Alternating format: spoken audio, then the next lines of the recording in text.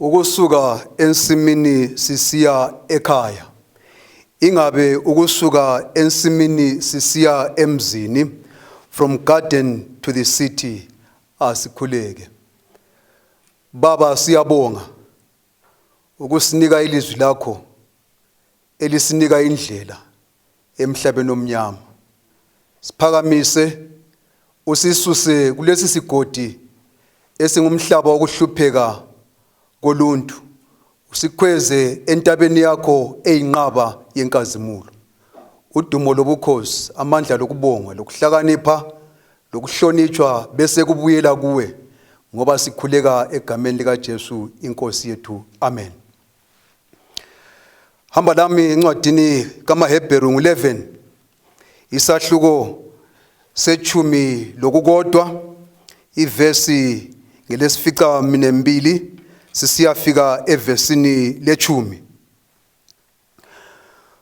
Ngokukholwa uAbrahamu walalela ebizwa ukuba asuke aye endaweni ayeza kuyinikwa ibe lilifa lakhe, waphuma engazi lapho aya khona. Ngokukholwa wahlala njengomuntu wezizweni, elizweni lokuthenjiswa, ehlala emathenteni, lo-Isaka loJakobe ababezindlalifa kanye laye zaleso sithembiso, ngoba wayelindele umuzi olezisekelo eziqinileyo owakhiwa wenziwa nguNkulunkulu. Bese ngiseqa funda lami futhi uverse 13. Bonke laba bafela ekukholweni, bengamngeliswanga okwathenjiswayo, kodwa bakubonela khatshana, bakhuthazelela, bavuma ukuba bangabezizwe lezihambi emhlabeni. Incwadini kaGenesis sithola uThixo esungula umuntu waphiwa isicoco. Kuleso sicoco waphiwa izimo ezintathu. Simo sakuqala umuntu asiphiwayo isimo sokuba ngcwele. Umuntu wadalwa efuze uNkulunkulu ongcwele, wasiphiwa leso simo okuthi kubana uNkulunkulu, umuntu ohlakaniphile njengoNkulunkulu, kumele aqathanise okubi lokulungileyo. Kumele umuntu asebenzise ukuhlakanipha ukuze enze izinqumo lokunye okunjalo. Umuntu ulenkululeko. Thixo wasinika inkululeko yokuba senze izinqumo. Ngenxa yaleyo nkululeko umuntu uyazikhethela ukuba kuyini okumele akwenze ngesikhathi esithile ngesikhathi esithile. Ngokunjalo sihlobo ezithandekayo, umuntu waphiwa ukungafi. Umuntu waphiwa ukungafi. Noma isono seza, kodwa umuntu ukufa uyakuzonda ngoba efuze uyise. Sifa nje ngenxa yesono, kodwa uNkulunkulu kazange asidalele ukufa. Kadalanga into okumele ibe lempilo emfitshane, sadalelwa ukuphila okunaphakade loNkulunkulu. Endaweni yokuba siphile iphakade kwangena isono. Isono saphambula uhlelo lukaNkulunkulu ngomuntu. Isono sasusa umuntu endaweni ayihlelelwe nguNkulunkulu. Yikho isikhathi esiphila kiso sibona imiphumela eminingi yesono ngenxa yokuba siphanjuliwe entandweni kaThixo.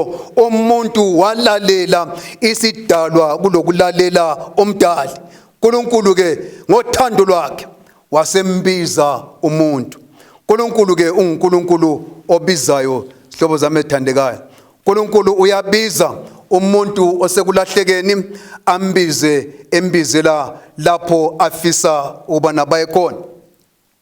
Hamba lami ke endabeni esifundileyo lapha. Ithi ngokukholwa uAbraham walalela ebizwa ukuba asuke aye endaweni ayeza kuyinikwa. Oluntu selugxilile esonweni, oluntu selungene phakathi kwenkemenkeme emangalisayo. Thixo ngothando lwakhe uyabiza uAbraham.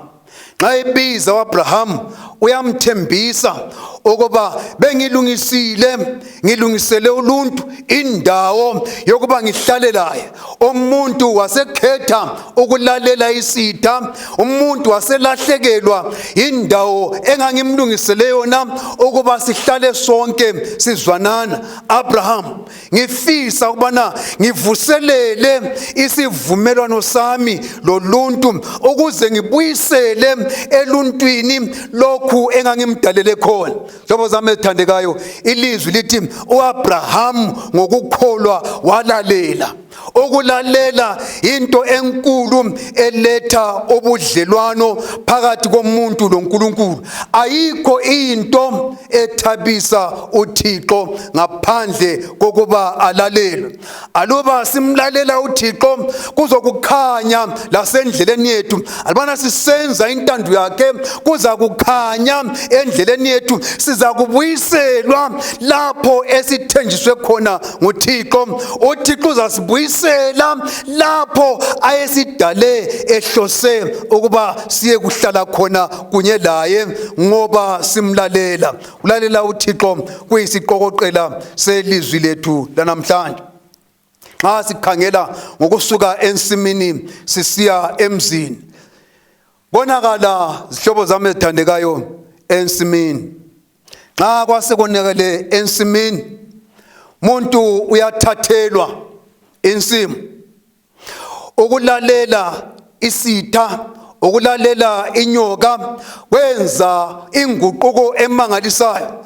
Umuntu okwakumele abuse indalo waba ngumuntu osebuswa indalo.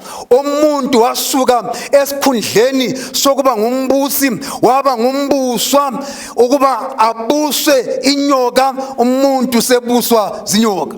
Hlobo zami ezithandekayo, hlupho loluntu lwavela ekuzikhetheleni komuntu. Sibona ke kulahleka kwecebo likaThixo nxa isono sase singenile ngenyoka. Ngokunjalo abantu bafisa ukuba bezenzele owabo umuzi.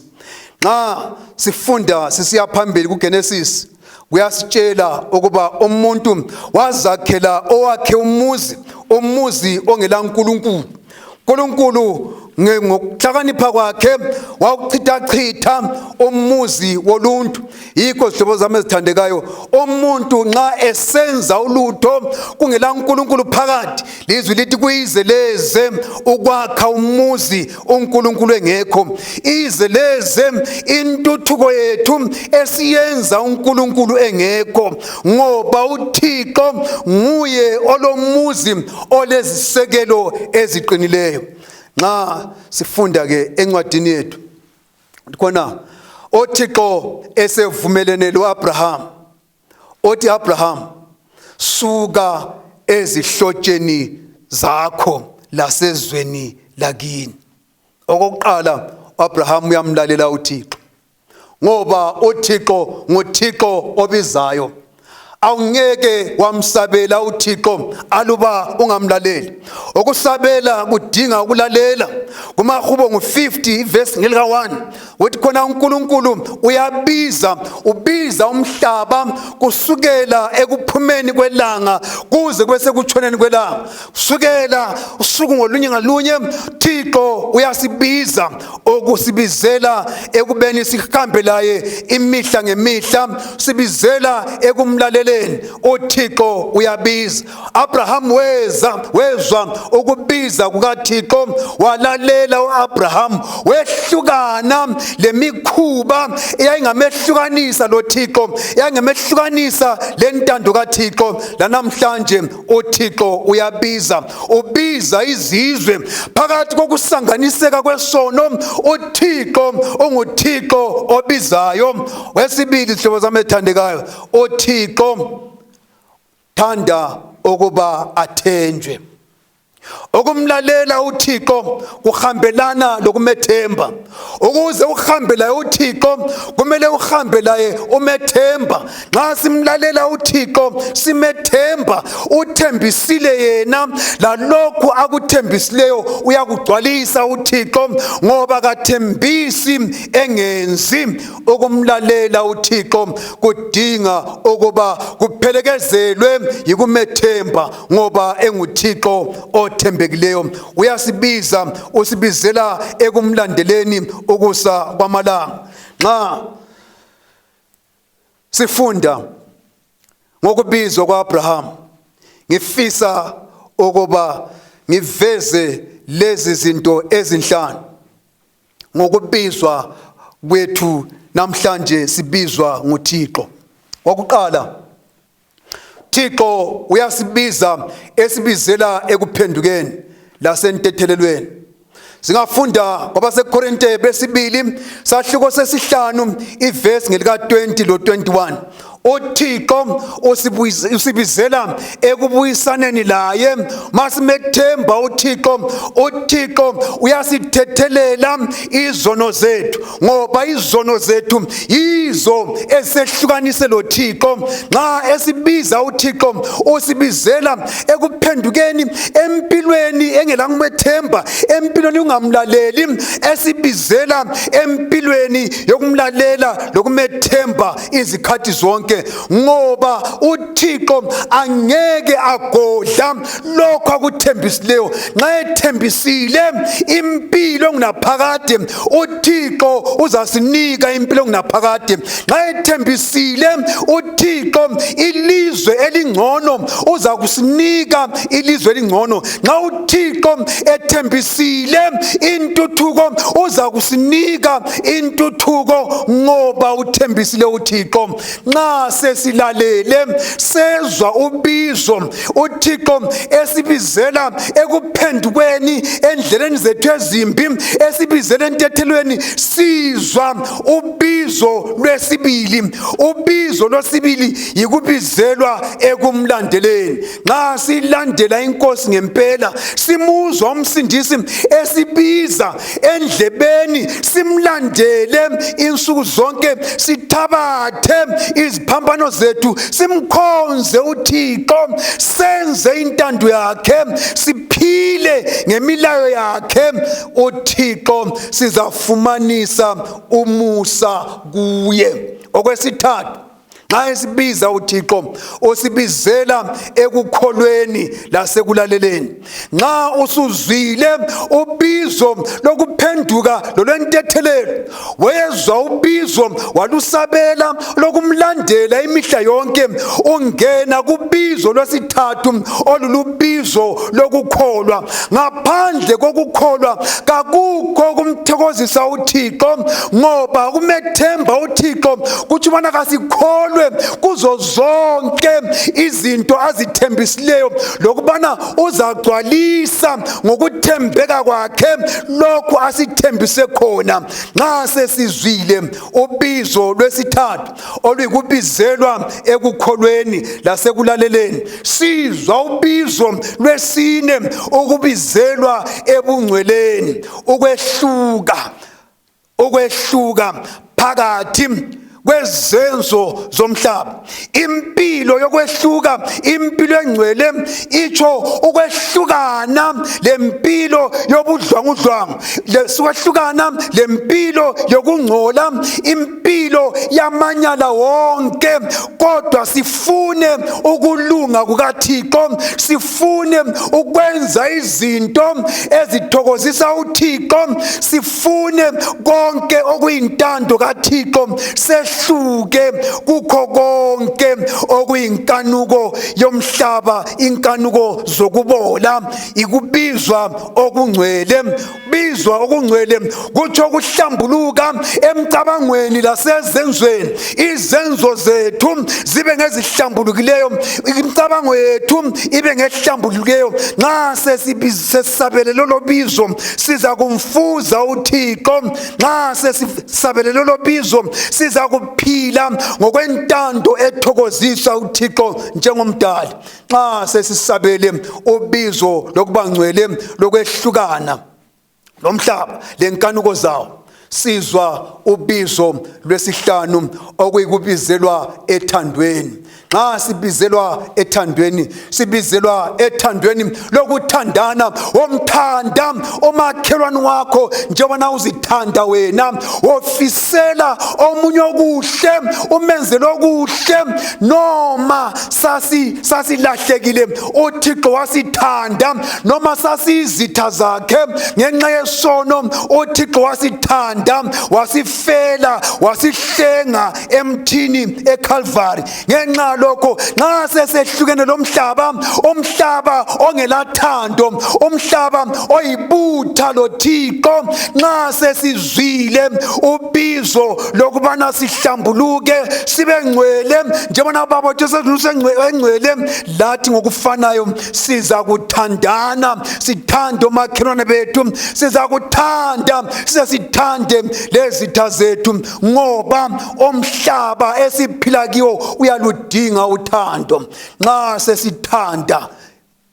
esithandana, siza kumthanda uNkulunkulu ngenhliziyo zethu zonke, langengqondo yethu yonke, langamandla ethu wonke.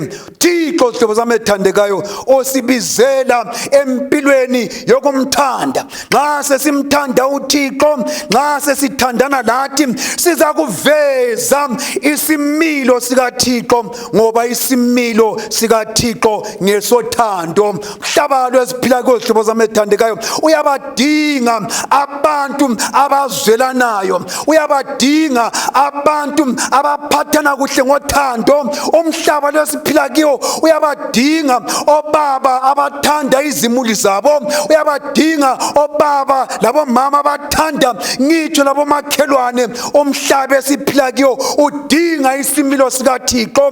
Nxa sidabula phakathi kwezinhlupho ezinhlobonhlobo, sidabula phakathi kwemikhuhlane eyinhlobonhlobo, siyadinga ubona sikhuselane ngothando, uthando oluza ngokumazi uThixo, oluza ngemva kokusabela kwethu ubizo lukaThixo. Hlobo zami ethandekayo, ilizwi lithi lona ngokukholwa uAbraham waphuma, ngokukholwa uAbraham waphuma waya lapho uThixo ayemthembise khona. Waphila impilo yokukholwa, waphila impilo yokuhlala emathenteni, waphila impilo yokulalela uThixo, waphila impilo yokukhonza uThixo, waphila impilo ethokozisa uThixo. Ngokufanayo sihlobo zami ethandekayo, qakathekile ukubana sifunde isifundo empilweni kaAbraham. Nxa sifunda impilo kaAbraham, impilo yokulalela, impilo yokuthemba uThixo, siza kungena enkambeni yokumthokozisa uThixo, ngoba ngaphandle kokukholwa kakukho ukumthabisa uThixo. Thixo ke usilungisele umuzi, uThixo usilungisele ikhaya, onguThixo osinike konke okusifaneleyo njengabantu. uThixo esidale esithanda, osilungisele ukuba sibe ngababusi kunye laye. Salahlekelwa yikubusa kunye loThixo, kodwa uThixo usithembisile ukubana okusilahlekeleyo ensimini yaseDeni uza kubuyisela kithi.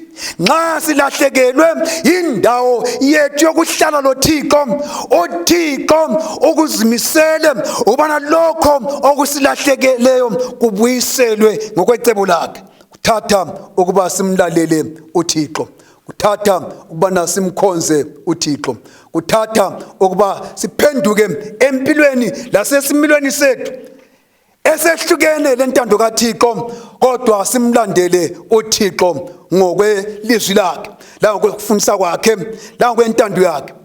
Siza kugcwalisa icebo likaThixo ngathi, ngoba ukhona umuzi esiwumiselweyo. asakhile kulomhlaba. Lo mhlaba asokhaya lethu. Lo mhlaba thengiselwe esonweni. Lo mhlaba lahlwe isono. Lo mhlaba ulandela umbuso walomhlaba. Thixo ulecebo lakhe eliphakemeyo, icebo labantu bakhe abamlalelayo. Encwadini kaMahebheru 11 verse 13, tjena bonke laba bafela ekukholweni, bengakwamukeliswanga okwathenjiswayo, kodwa bakubonela khatshana, bakhuthazelela, bavuma ukuthi bangabezizwe lezihambi emhlabeni. Siphakathi komhlaba wokufa, siphakathi komhlaba wokwehlukana lezihlobo zethu ngokufa okuza ngendlela ezinhlobonhlobo. Zinengi indlela zokufa, kodwa sihlobo sami ethandekayo, okuqakathekileyo yikuba thina esidalwe ngomfanekiso kaThixo, nxa kufika amathunzi akufa sifela ngaphi? Lizwi lithi lona, owalalela uThixo, uAbrahamu wamethemba uThixo, wafela endaweni eqondileyo, wafela ekukholweni. Kuyafiwa ezikhathini esiphila kizo. Ayikho indlela esingavala ngakho ukufa. Yebo kambe ungakhuthwa yikubulawa ngomnye umkhuhlane ficwe ngomunye, ungakhuthwa yikubulawa ngenye indlela, kumbe ungakhuthwa ukubulawa ingozi yemota uyebulawa yikuwe esihlahleni, ungakhuthwa ukubulawa ngumkhuhlane othile uyebulawa indlala, uyebulawa uthathwa ngamanzi. Kunengi ongakugwema. Ungabe ukhuthwe ukubulawa ngumkhuhlane we-AIDS, uyekubulawa yi-COVID-19. Zinengi indlela zokufa, kodwa okuqakathekileyo kulabo abakholwayo abamlandela uThixo, kulabo abaluzile ubizo, baphenduka empilweni yomhlaba, baphenduka ezonweni zabo, bathethelelwa kule ndawo lapho abafela khona. Abaluzile ubizo lokumlandela uJesu imihla yonke yokuphila kwawo, kule ndawo lapho abafela khona. Abaluzileyo ubizo lokuba babengcwele njengoba babesezweni engcwele, bale ndawo lapho abafela khona. Abaluzwileyo ubizo lokukholwa lokulalela, bale ndawo lapho abafela khona. Abaluzwileyo ubizo lokubizelwa ethandweni, ukubana masithandane, yemthanda uThixo ngenhliziyo yakho nangengqondo yakho langamandla akho wonke, ubusuthanda umakhelwane wakho njengoba uzithanda wena. Bale ndawo lapho abafela khona, kule ndawo yokufela abantwana bakaThixo abakholwayo. Uhlupho asikho kufa, kufa. Into okumele isikhathaze yikuba uma sisifa sifela ngaphi? Sifela kulaba yini bonke abafela enkosini, abafela ekukholweni, kumbe sifela egangeni? Ngithanda ukukhuthaza sihlobo sami ezithandekayo ukubana akusasifanelanga, njalo akusifanelanga njengabantu ukuba siphomba ufa nje sifela egangeni. Asifeni ukufa okulotshwe lapha. Ngani? Ngoba ofela ekukholweni ufa evumile ukubana uyisihambi emhlabeni, njalo uThixo umlungisele izwe elingcono, izwe elingachazwayo, izwe elingela kugula, izwe elingela sono, elingela zinyembezi, lapho okulokukhanya khona, lapho amasango angevalwe khona umuzi ongcwele. Khuluma ngawo uJohane. Xa ekhuluma ngawo uJohane Sambulo ngo-21, uyakhuluma ngalumuzi, umuzi olezisekelo zawo zifakwe nguNkulunkulu yena ngokwakhe. Hatshi imizi eyakhiwe ngabantu, hatshi amadolobho akhiwe izandla zabantu, hatshi amadolobho acetshwe izingqondo zabantu, kodwa umuzi oqetshwe wafakwa izisekelo nguThixo.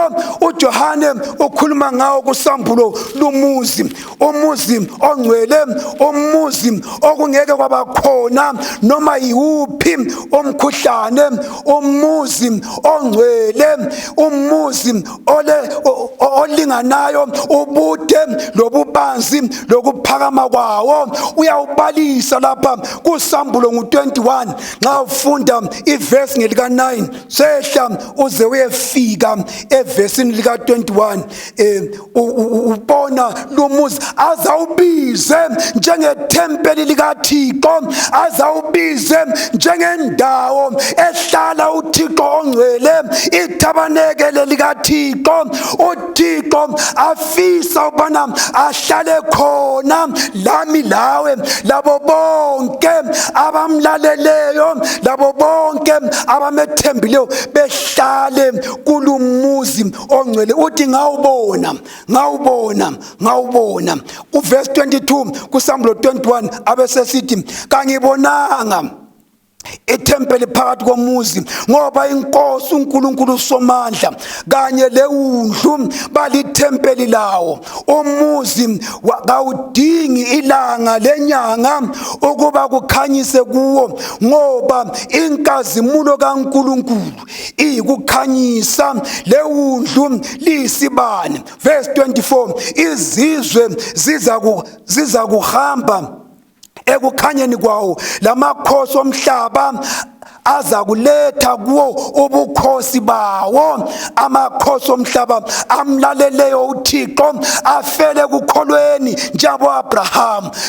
Abantwana bakaThixo bonke abafele kukholweni baza kukhonza uThixo endaweni yakhe engcwele, ngoba lamasango awo kawasoza valwe emini, kakuyikuba khona ubusuku lapho. Kuza kulethwa kuyo inkosi ubukhosi lodumo lwezizwe. Amazwe wonke ayabizwa nguThixo, umuntu wonke uyabizwa nguThixo. Uverse 27 abesesithi kodwa kakusoze kwangena ulutho olungcolileyo kuwo kanye loyedwa owenza amanyala lenkohliso, kuphela abalotshiweyo encwadini yokuphila yewundlu. Sihlobo zami ezithandekayo, ngokungalalela uThixo, ngokulalela isidalwa, ngokulalela inyoka, abantu babuswa imikhuba yenyoka,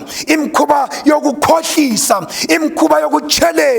Abantu abasabambeki ngenxa yobana balalela isidalwa esikhohlisayo, isidalwa esasetshenziswa isitha uSathane. Hlobo zami ezithandekayo, inkohliso kayingene emzini ongcwele. Yikho uThixo esibizela empilweni yokuphenduka enhlalweni yethu lemikhuba yethu yokukhohlisa. Khohlisa umakhelwane, khohlisa abantwana, khohlisa umkakho, khohlisa izihlobo. Umhlaba ugcwele ngokukhohlisana, ngoba umhlaba ulalele isidalwa esakhohlisa abazali bethu ensimini yasedeni. Kodwa hlobo zami ezithandekayo, noma inkohliso yabakhona ensimini, makabongwe uThixo, ngoba kayikho inkohliso emzini kaThixo lapho esiya khona, lapho esibizelwa khona, lapho uThixo asilindele khona, lapho esithenjiswe khona. Kayikho inkohliso. Yikho uThixo ngamandla akhe okudala, yikho uThixo ngamandla akhe okuziveza ebantwini, yikho uThixo ngamandla akhe okuhlenga umuntu elamandla lelungelo lokusibiza. Yikho siyabizwa ekuseni, siyabizwa emini, siyabizwa ntambama, siyabizwa ebusuku. uThixo unguThixo osibizayo, esibizela ebizweni olungcwele. Ngale imini ngifisa ukuba ngelule ubizo lukaThixo kithi sonke esilizwayo leli lizwi, ngoba ilizwi lithi namhla alibana ulizwa ilizwi. ungayenzi belukhuni inhliziyo yakho. Nxa ulizwa leli lizwi ungabi lezaba, ngifisa ukwelulela ubizo lukaThixo kubo baba, kubo mama, kubatsha, abantu abami abalizwayo ilizwi likaThixo. Nxa ulizwa likumema likubizela ubana wehlukane lemkhuba yobutha kuThixo, wehlukane lempilo yokungamthandi uThixo, ngoba ilizwi lithi mesabeni uThixo limkhonze yena owenza konke esikubonayo. Ngitsho lemthombo yamanzi ngayo nale imini ngikubizela empilweni yokuphenduka. Phendukani zihlobo zami ethandekayo, lize kuThixo ozaba lomusa kithi. Mhlaba uyabizwa, bizelwa ekuphendukeni lasebunganeni loThixo. Bona kasihambe loThixo ukusa kwamalanga, kasihambe loThixo izinsuku zonke.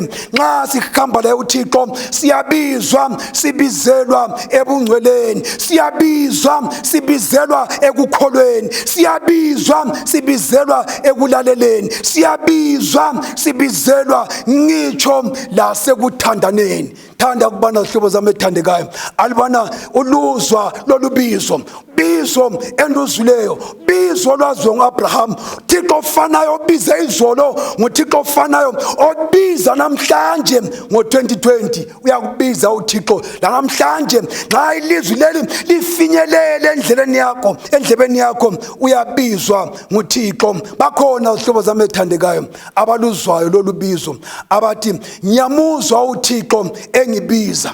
Endlebeni ayangibiza amazwi athi ngimlandele, ngiyathabatha iziphambano sami ngimlandele uThixo, ukuze lapho angiholela khona ngibe laye yonke indlela. Ngifisa bona noma sekufika esigabeni sokufa, ngilesifiso sokubana ngifele kukholweni, ngibalelwe labo bonke abaza kungena emzini ongcwele, ngoba bonke abafele kukholweni baza kuvuswa ngenkazimulo emangalisayo. Sebesiyangena emzini okhazimulayo, sebesiyaphila loThixo okhazimulayo. Ngifisa ukubana nxa uluzwile lolu bizo, lanxa uluzwa kathesi lolu bizo, ufisa ukubana usabele njengo-Abraham wasabela. Ngilomthandazo engifisa ukubana ngikhuleke lawe, ngikukhulekele ukubana njengobana sonke siluzwile lolu bizo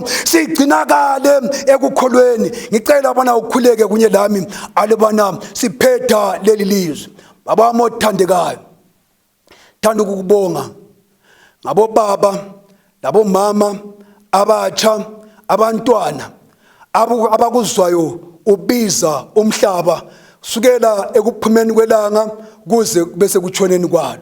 Ngitsho lakathesi langaleli lizwi bizile Nkosi abantu abakho, bayasabela behlukana lemkhuba yesono, behlukana lomhlaba, besiza kuJesu ukuze abathethelele hlambulule konke ukungalungi, bese bephila impilo ehlambulukileyo, impilo yokukholwa, impilo yokulalela, ukuze mlimama othandekayo bebengcwele njengobana wena ungcwele, impilo ehlambulukileyo, elemcabango ehlambulukileyo, lezenzo ezihlambulukileyo. Goqela mlimama othandekayo lempilo lothando, thandane ngitsho lemakhaya ethu, sikuthande Nkosi ngenhliziyo zethu zonke, langengqondo yethu yonke, lamandla ethu wonke, siphile lawe izikhathi zonke, ngoba uthembekile usilungisele ikhaya. Limama othandekayo, kwalahleka isithembiso sakho ensimini yaseDeni, kodwa siyabonga ukubana eJerusalem elitsha, omuzi ongcwele esiyakungena kiwo, konke osithembise khona kuza kugcwaliseka. Sithathe sonke Nkosi yami ethandekayo ngelizwi lakho, usigcine ngalo kuze kugcwaliseke leso sithembiso esihle ngokuza kwakho okumasinyane. Egameni likaJesu siyakhuleka, amen.